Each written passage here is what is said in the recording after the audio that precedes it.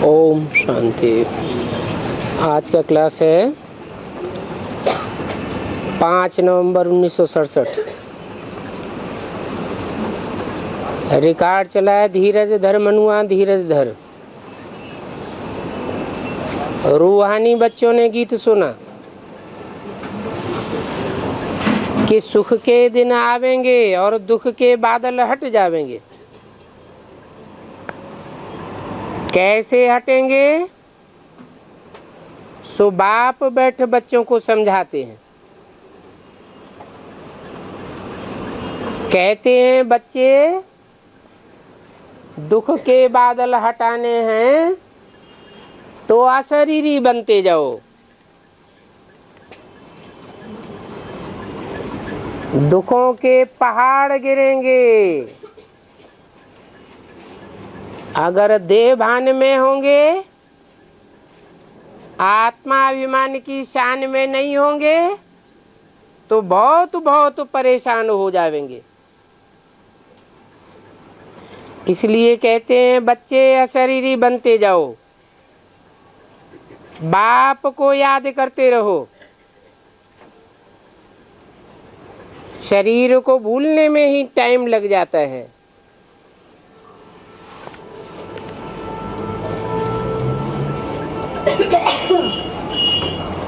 ये देह को भूलना कोई मासी का घर नहीं है।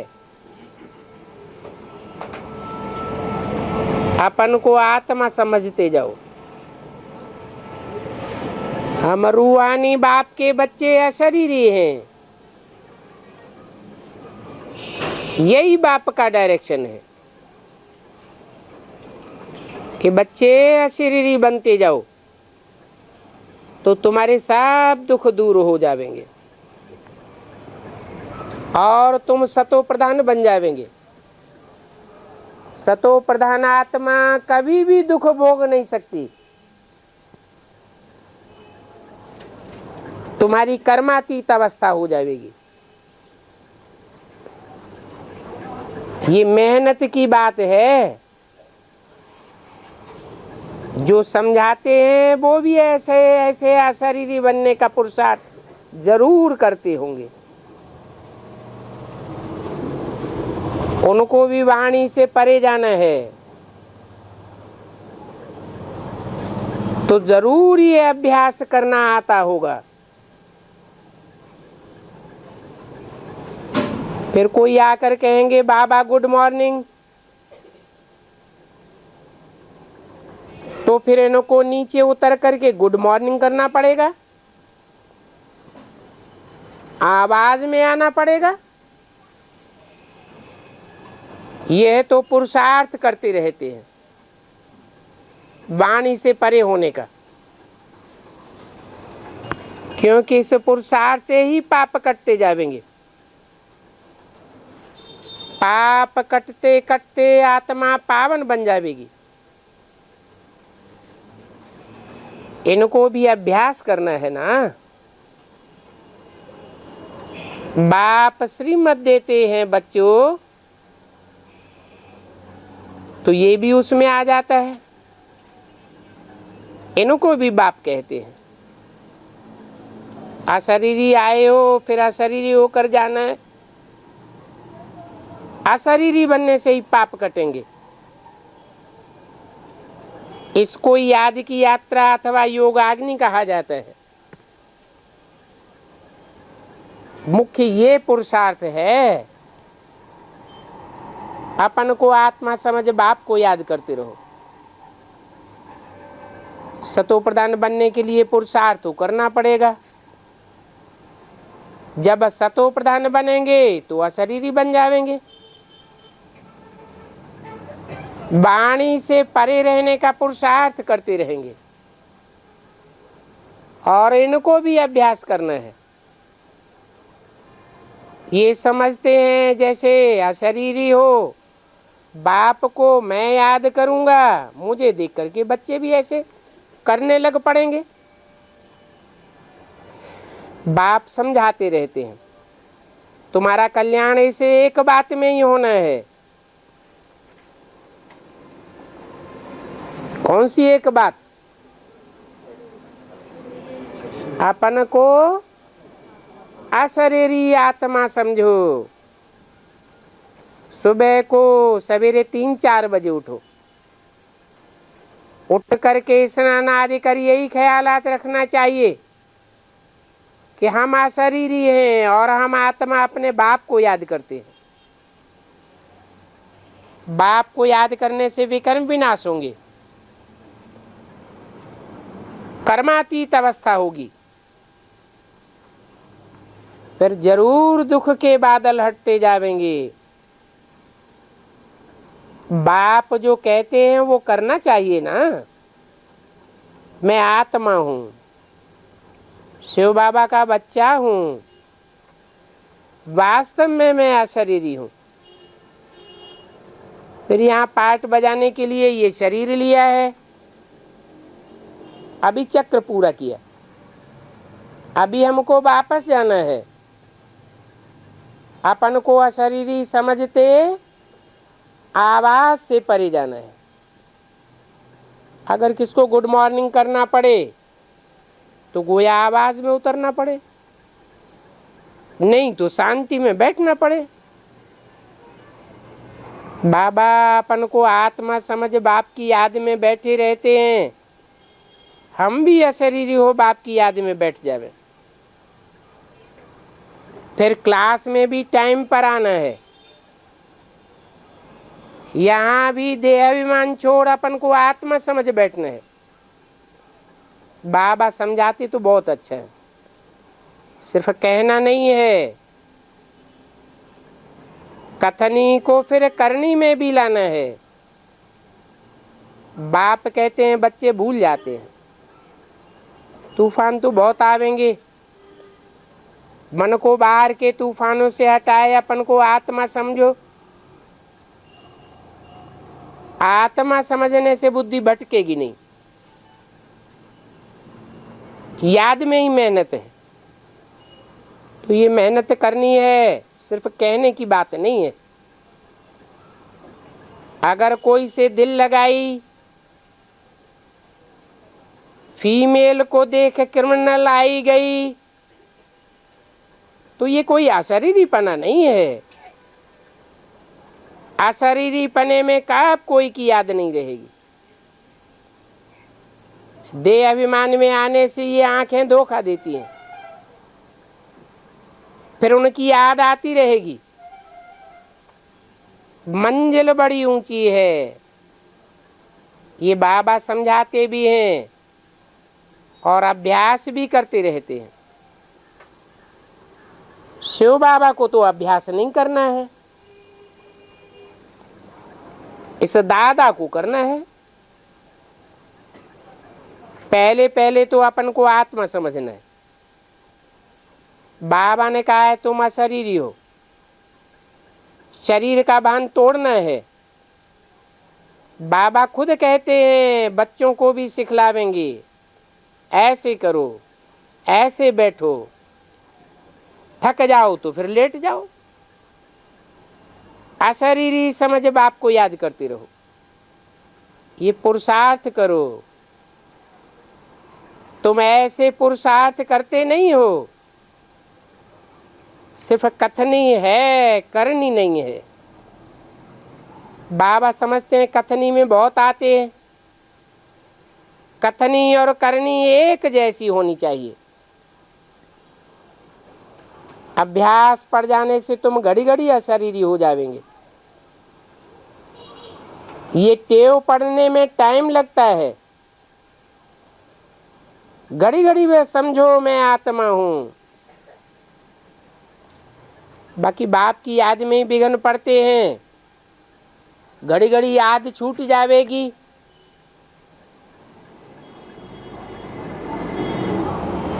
5/11/1967 की वाणी का दूसरा पेज। आज बाबा खास इस बात पर ध्यान दे रहे हैं, कर्मातीत अवस्था तो पिछाड़ी में ही होगी। क्यों? हम अभी से इतना तीखा पुरुषार्थ करें अपन को पक्का पक्का आत्मा समझ करके बैठे, फिर भी कर्मातीत अवस्था पिछाड़ी में क्यों बनेगी?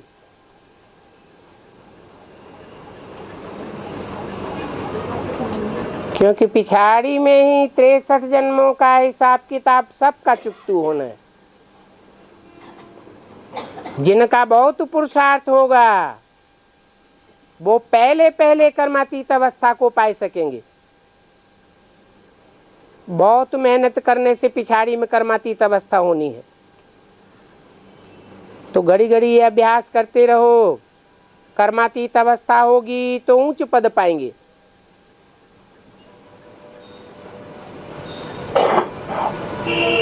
सिर्फ कहने से नहीं पावेंगे, इसे कोई आसन लगाने, आठ योग आदि करने की भी दरकार नहीं है।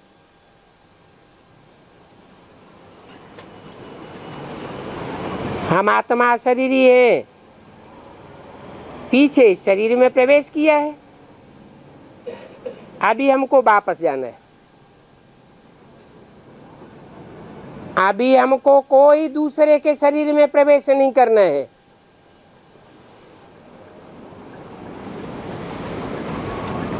पहले घर वापस जाना है। तो घर को याद करना पड़े। बाबा समझाते तो हैं, परंतु यहाँ से बाहर निकलते ही भूल जाते हैं। बाबा जो कहते हैं वो करते नहीं हैं।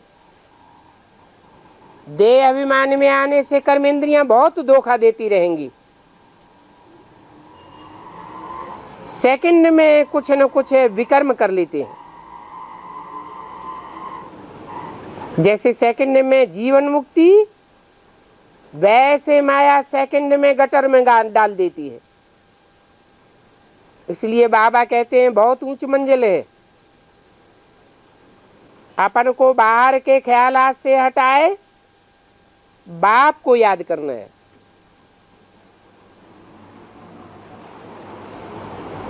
फिर गुड मॉर्निंग करने की आवाज नहीं निकलेगा।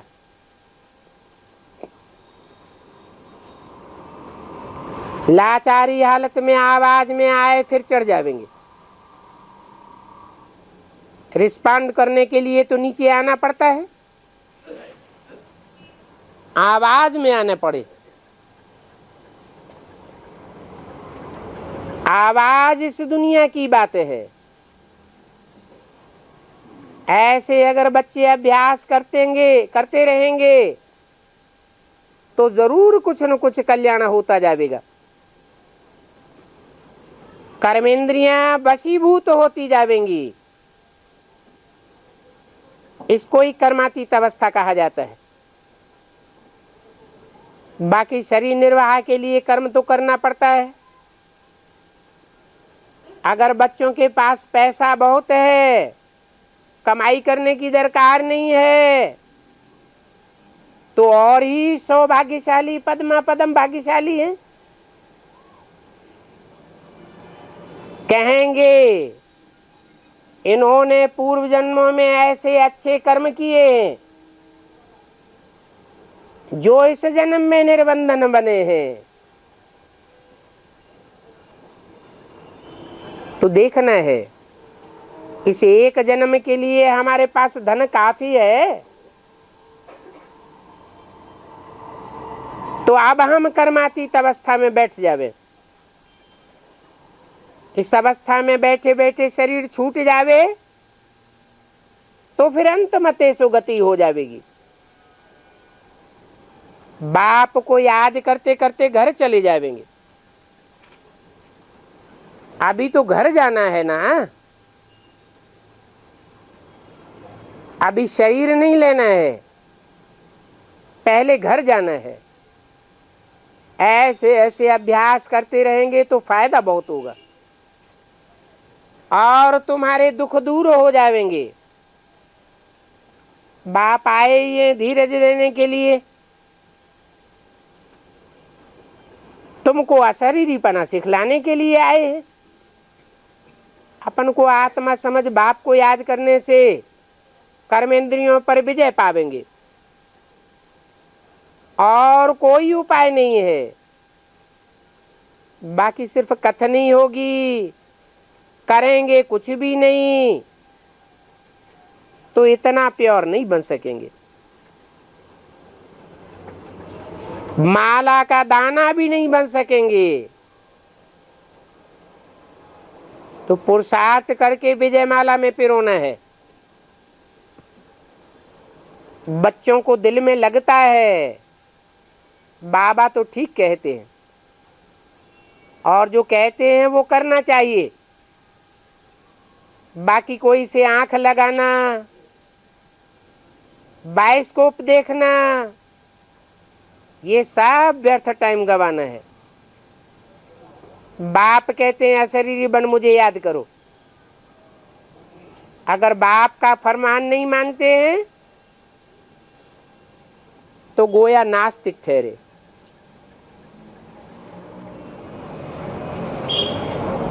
बाप रोज बच्चों को संभालते रहते हैं, आज थोड़ा जोर से समझाते हैं। पुरुषार्थ बहुत करना है, ऊंच मंजिल समझ करके डरना नहीं है। पार निर्वाण जाना भी जरूरी है, क्योंकि इस समय सभी की वानप्रस्थ अवस्था है। कर्मातीत अवस्था में आगे पीछे जाना जरूर है। अगर पुरुषार्थ नहीं करेंगे तो पद बहुत कम हो जाएगा। बहुत बच्चे हैं जो जरा भी याद नहीं करते। यथार्थ रीति अपन को आत्मा समझ बाप को याद करना है। शरीर का भान मिटता जाए, इसी पुरुषार्थ में मेहनत है। इतना सहज थोड़े ही डबल सिर ताज बनेंगे। कौन सा डबल ताज?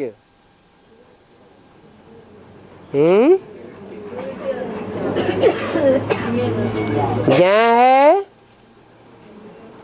जिम्मेवारी का ताज, और वहां होगा स्थूल ताज। जितनी जितनी यज्ञ की जिम्मेवारी उठावेंगे, माना जितनी जास्ती ईश्वरीय सेवा करेंगे, उतना वहां बड़े ताजधारी राजा बनेंगे।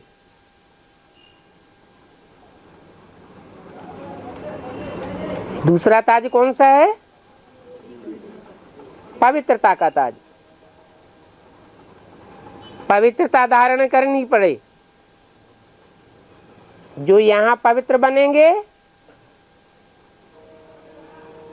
उनको देवताओं का ताज दिखाया जाता है। सर के चारों ओर वो पवित्रता दिखाई गई है। नर से नारायण बनने के लिए कर्मातीत अवस्था चाहिए, और कुछ भी याद न पड़े।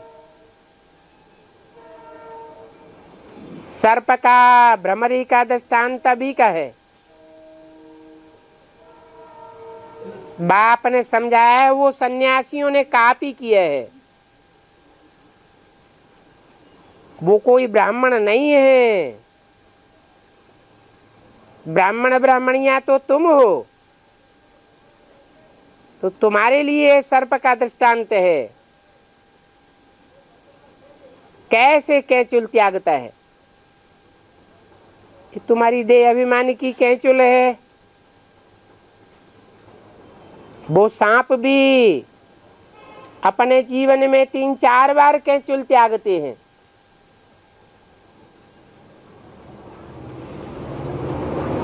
तुम्हारी जो बुद्धि रूपी आत्मा है, वो भी शूटिंग पीरियड में 3-4 आयाम करती है। फिर प्रैक्टिकल में भी देह भान त्याग करके निरोगी कंचन काया बनाने में 3-4 आयाम है।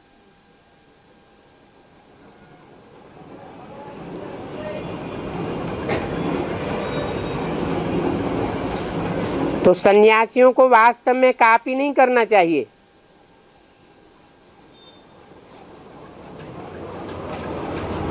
जो चोरी से दूसरों की बात को कॉपी करते हैं उनको सजा मिलती है। कछुए का मिसाल भी वो नहीं दे सकते। तुमको शरीर निर्वाह कर्म करके फिर याद की यात्रा में कछुए के मिसल अंतर्मुख होकर के बैठने है। सर्प मिसल तुम्हारी पुरानी खाल छूट जावेगी, अभी अशरीरी बनना है। हम आए थे पहले पहले तो आत्मा अशरीरी थी, फिर हमने 84 जन्म लिए, भांति भांति के शरीरों के संबंध में आए। चक्र तो याद आता है ना। अभी हम बाप को भी याद करते हैं, चक्कर को भी याद करते हैं। इसी को कहेंगे ज्ञान और योग। इसमें याद का चार्ट बढ़ाना चाहिए। अपनी डायरी रखनी है, कितना समय हम याद में बैठे। अपना कम चार्ट देख करके लज्जा आनी चाहिए। भक्ति भी हमेशा सवेरे सवेरे करते हैं, कहते भी हैं राम सिमर प्रभात मोरे मन। आत्मा को कहते हैं अब राम को सिमरन करना है, अर्थात याद करना है। इससे ही विकर्म विनाश होंगे। अभी बच्चे आते हैं बाबा के पास गुड मॉर्निंग करने, तो बाबा ना तो नहीं करेंगे, अच्छा भला आवे, परंतु समझते हैं बाबा याद में बैठे हैं, बाबा को नीचे वाणी में आना पड़ेगा, फिर आत्मा समझ बैठ जाना पड़ेगा। कहेंगे गुड मॉर्निंग।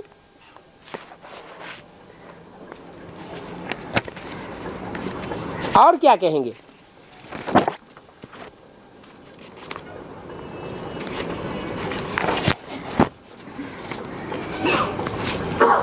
भले गुड मॉर्निंग करके जावे। 5/11/67 की वाणी का 3रा पेज। वास्तव में गुड मॉर्निंग भी क्या करना है? क्यों ना अपन को आत्मा समझे और सामने वाली आत्मा को आत्मा के रूप में देख करके बैठ जावे। बच्चे भी याद में बैठ जावे तो और ही मदद मिलेगी। इससे क्या साबित हुआ?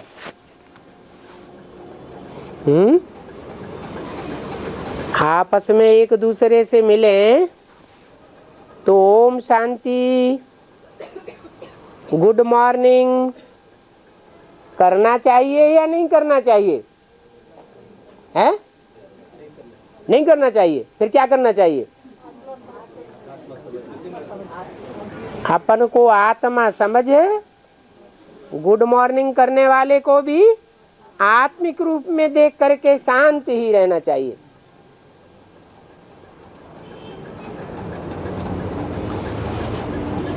फिर ऐसे नहीं क्लास में नहीं आना है।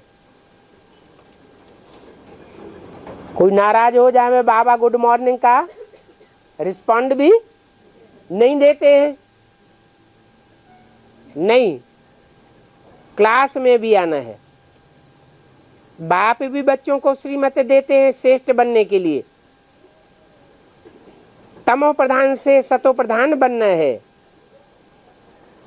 सतो प्रधान प्योर आत्मा को और तमो प्रधान पतित आत्मा को कहा जाता है।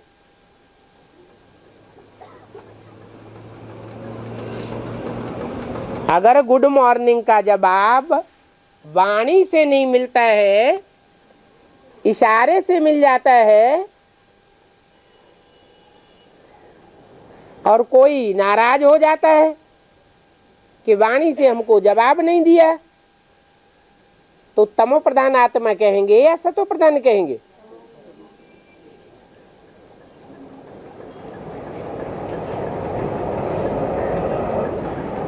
यहां मनुष्य को धन आदि बहुत होता है तो कितना अहंकार आता है। धन बहुत है तो समझते हैं हम स्वर्ग में बैठे हैं, परंतु हैं तो नरकवासी। यहां कोई भी अपन को स्वर्गवासी कह नहीं सकता। इस कलयुगी दुनिया में फिर स्वर्ग कहां से आया? मनुष्य समझते हैं कलयुग में अर्जुन 40,000 वर्ष पड़े हैं, बिल्कुल ही अज्ञान अंधियारे में है, कुंभकर्ण की नींद में सोए पड़े हैं।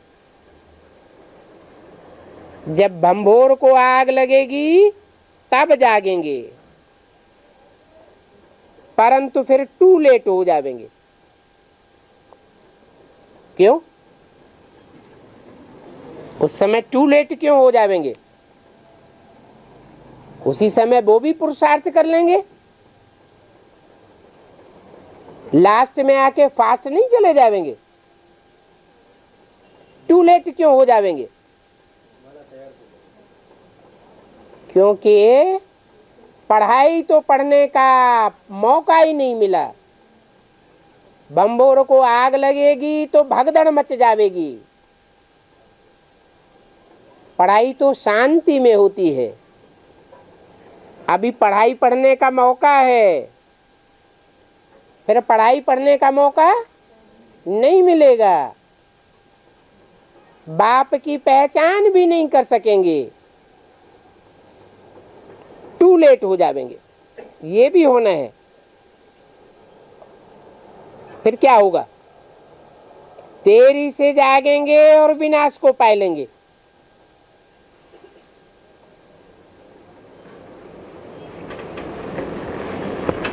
ऊंच पद पाए नहीं सकते, क्योंकि ज्ञान तो बुद्धि में है नहीं। अभी यह तुमको ज्ञान रतन मिलते हैं, जिससे तुम्हारा 21 जन्मों के लिए भंडारा भर जाता है। इन ज्ञान रत्नों को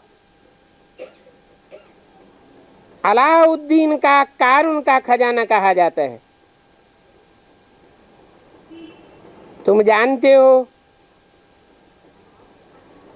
अभी हम स्वर्ग की बादशाही ले रहे हैं, परंतु सिर्फ कहने मात्र से तो राजा ही नहीं मिल जाएगी।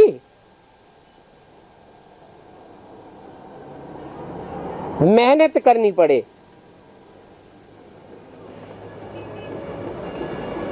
मेहनत करने के लिए भी टाइम चाहिए। अभी तो यहाँ एकांत का बहुत अच्छा स्थान है। ऐसा अभ्यास फिर बाहर में कर नहीं सकेंगे। 7 दिन की भट्ठी का अभ्यास यहाँ तुम बहुत अच्छा कर सकते हो। तो यहाँ तुम टाइम वेस्ट मत करो, टाइम की संभाल करना सीखो। बाकी क्रिमिनल आई रखना, बाइस्कोप आदि देखना, ये तो नीचे गिरने की निशानी है।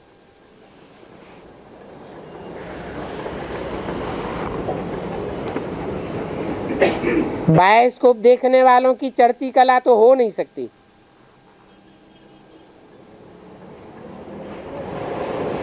कहेंगे तुम मेहनत कहाँ करते हो? तो अभी अपन को आत्मा समझ बैठो। आत्मा है ही बाप का बच्चा। मुख्य बात है अपन को आत्मा समझ अशरीरी हो बैठ जाओ। मैं देह नहीं हूं, आत्मा हूं। पहले आत्मा को पक्का निश्चय करो। ऐसा नहीं करेंगे तो आंखें धोखा देती रहेंगी, बहिर्मुखता में आते जाएंगे अंतर्मुखता को पाए नहीं सकेंगे। कहाँ भी रहो ये अंतर्मुखता का अभ्यास कर सकते हो। ऐसे भी नहीं है कि यहां रहने से ही अभ्यास होगा। यहां तो 7 रोज की भट्टी में आकर के ये सीखना है, और उस भट्टी की जो ऊंची स्टेज है उसको सदा याद रखना है। बाप अभी भी सिखाए रहे हैं, यूं तो रोज समझाते रहते हैं,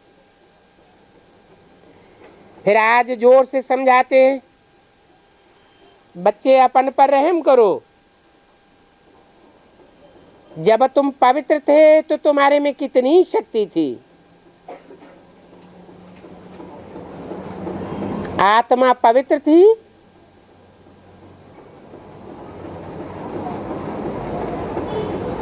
तो कोई के संग के रंग में नहीं आना चाहती थी। आत्मा अपवित्र बनी तो व्यभिचार दोष में आते रहते हैं, शक्ति क्षीण होती जाती है। पहले तुम्हारे में कितना सुख था, तुम ऐसे लक्ष्मी नारायण मुआफिक थे, अभी फिर बनना है। बाबा युक्तियां बतलाते रहते हैं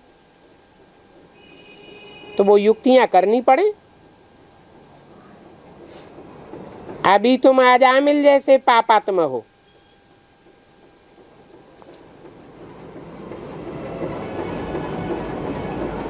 सब अजामिल हैं। 84 जन्म लिए हैं तो अजामिल ठहरे। ये बहुत जन्मों के भी अंत का जन्म है। अभी भक्ति पूरी की है, पाप भी पूरे किए हैं। ऐसे नहीं भक्ति करने से पाप कटते हैं, कुछ भी नहीं। ये अभ्यास तो बाप के सिवाय कोई सिखला ही नहीं सकता। भक्ति करते करते नीचे ही उतरते आए हैं। नीचे उतरते तो तय एकदम पट्ट में आकर के गिरे हैं। जिसने भक्ति की वो अजामिल बन पड़े। अजामिल कोई दूसरा नहीं होता है, तुम सबसे जास्ती अजामिल हो।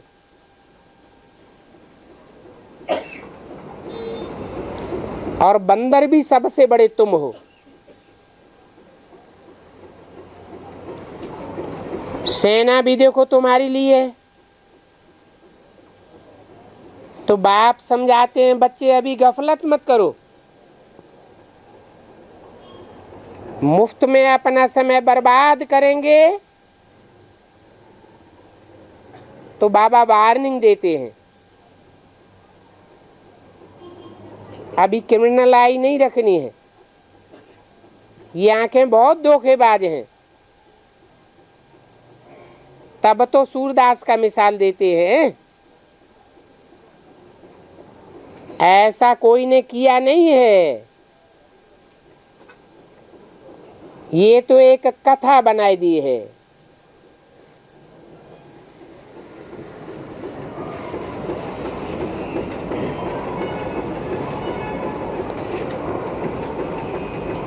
नाम है, बाकी ऐसे कौन बैठे अपनी आंखें निकालेंगे। ये सब भक्ति मार्ग के गपोड़े हैं। रामायण भागवत आदि ये जो भी हैं वे सब भक्ति मार्ग के शास्त्र हैं और सब गिरने गिराने के हैं। एक गीता ही है जिससे तुम ऊपर चढ़ते हो, परंतु उस गीता को भी खंडन कर दिया है। कहाँ शिव बाबा जो पतित पावन, और कहाँ श्री कृष्ण जो पूरे 84 जन्म लेने वाला मनुष्य।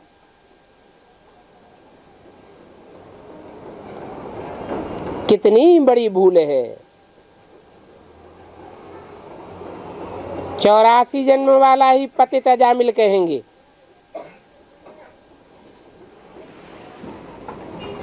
बाबा बच्चों को समझाते रहते हैं अभी अशरीरी बनो, कर्मातीत हो जाओ तो जन्म मरण के चक्र से छूट जाएंगे।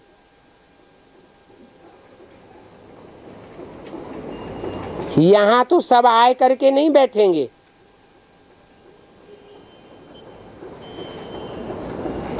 फिर तो बहुत मकान आदि बनाने पड़े।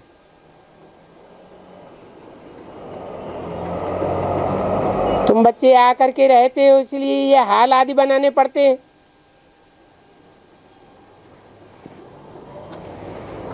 बुद्धि में चलता है ये बनाना है, फिर भी याद की यात्रा में जरूर रहना है। रात का अभ्यास बढ़ाओ। अमृत बेला 2 बजे को कहा जाता है। भक्त लोग भी रात को 2 बजे उठते हैं। अभी तो बाप कहते हैं मामे कम याद करो तो विक्रम विनाश हो जाए। अपन को आत्मा समझो,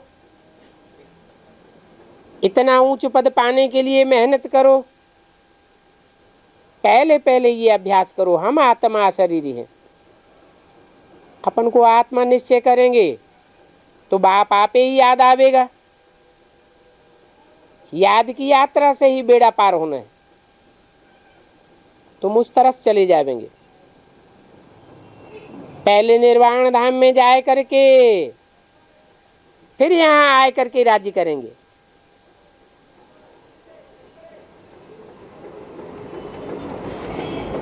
पहले राजाई का मालिक बनने के लिए अशरीरी होने का अभ्यास करो। बाबा आज बच्चों को बहुत सावधानी दे रहे हैं, परंतु बच्चे मेहनत करते नहीं हैं, इसलिए बच्चों पर बहुत तरस पड़ता है।